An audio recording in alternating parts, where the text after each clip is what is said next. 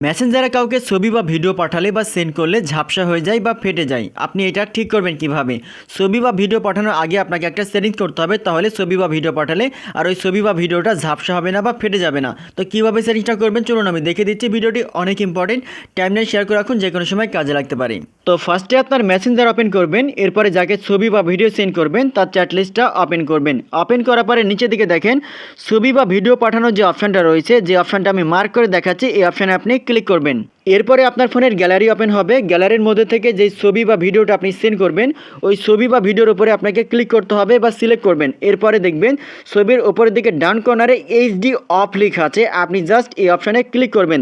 এটা ক্লিক করার পরে এইচডি অন করবেন, এরপরে এটা সেন্ডে ক্লিক করে সেন্ড করবেন। ছবি সেন্ড করার পরে ছবির ডান কর্নারে দেখবেন এইচডি লেখা থাকবে। এখন এই ছবিটা যখন সেন্ড হয়ে যাবে, এই ছবিটার কিন্তু ঝাপসা লাগবে না দেখতে বা ফেটে যাবে না, ঠিক আছে, একবারে এইচডি ফরম্যাট থাকবে। সেভাবে খুব সহজে কিন্তু আপনি এইচডি ফরম্যাট করে যদি ছবি সেন্ড করেন, আপনার ছবি আর ঝাপসা হবে না বা ফাটবে না। ভিডিওটি অনেক ইম্পর্টেন্ট, টাইমলাইনে শেয়ার করে সবাইকে দেখার সুযোগ করে দিন। ধন্যবাদ।